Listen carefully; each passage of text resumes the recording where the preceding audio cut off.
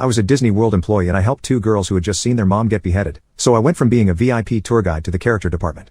I was working City Hall one day when two guests came in with two little girls. One was in a wheelchair and the other one looked like she had just seen death. Both were cut and bruised and the one in the wheelchair had her arm in a cast. The two women were actually nurses from a hospital and were asking for a refund on the girls' tickets, something we avoided doing at all costs. When I asked why, they told me the story. The two girls were with their mom and dad at Epcot and on the way home they got into a horrible car accident. The mother was beheaded right in front of them. The father eventually died too, but the two girls didn't know that yet. They were from overseas and had no money and no contact information for anyone they knew. They were bringing the tickets back to get the girls some much needed money to help get them back home. My heart absolutely sunk. If you had seen these girls you'd know why. They were truly traumatized. I refunded their tickets and got permission to be their private tour guide for the rest of the day, which they were not expecting. I walked them to the VIP viewing area for the parade, which was as far as I could walk them in the costume we used to wear at City Hall. I had to leave them there while I put on my VIP costume. On the way down I pulled out every kid joke I could think of. I was a really good tour guide, I helped write part of it, and I knew how to make kids smile. Nothing worked. These girls were too far gone for that. I left them at the bridge to go change, walked backstage and bawled my eyes out. I just had never seen something so horrible. I was truly affected and it was a terrible feeling of powerlessness not being able to fix the situation.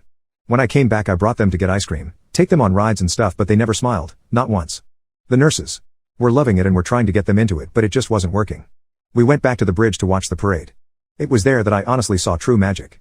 Real magic, not bullshit. I had called the parade department to let them know what was going on and set up a private meet and greet after the parade. As the parade was coming around Liberty Square I told the girls that I had called Mickey and told them all about them. I told them that Mickey asked to meet them after the parade. The little girl in the wheelchair smiled. "Really?" she asked. My heart skipped. "Yes, really. He told me to tell you to look out for him in the parade and to follow the float back to City Hall." The other girl smiled. "You mean right now?" she asked. It had worked. They were talking. Not laughing, but talking. It was the first time I had heard them speak. Every single parade performer came up to them on the bridge and told them to look out for Mickey. Every one of them told them that. When Mickey's float came up, Mickey, who was attached to a pole at the top of the float, managed to turn her body sideways, look down at the girls and point towards Main Street. That was all it took. The girls were excited now. They had forgotten about death. They were lost in a magical world and I couldn't believe I was watching it unfold in front of my eyes.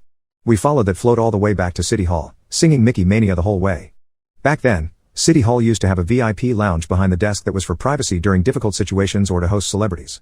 I took them in and showed them the book where all of the autographs were. They were eating it up. The girl who was Mickey that day got down off her float and without even taking her head off walked up to me backstage and said, "Let's go." I walked in with Mickey behind me so I got to see the exact moment the girls met their new friend. They got shy but Mickey was in control now. Those girls met the real Mickey Mouse that day. Every single parade character stayed dressed to meet those girls. One by one they'd come in and play a bit then leave. We were in that lounge for over an hour. Mickey stayed in costume the entire time, which is hard to do after a parade. When Mickey finally said goodbye I had two excited girls on my hands that couldn't stop smiling. They talked and talked and talked. We had a wonderful day after that, but what I remember most is when we walked by the rose garden, the older one said, "Oh, my mommy loves roses. I mean." And she stopped. I held out my hand and walked her to the gate, picked her up and put her on the other side and said, "Pick one." She looked happy as she picked out her favorite rose. She didn't say anything more and she didn't need to. I said goodbye to the wonderful nurses and the wonderful girls, then walked backstage behind the train station. This time I didn't cry. It felt so good to be a part of that. I realized that as much as I liked helping guests at City Hall, the true magic of Disney was in the character department. I auditioned, transferred and never looked back. Thanks for letting me relive this. It was a special day for me.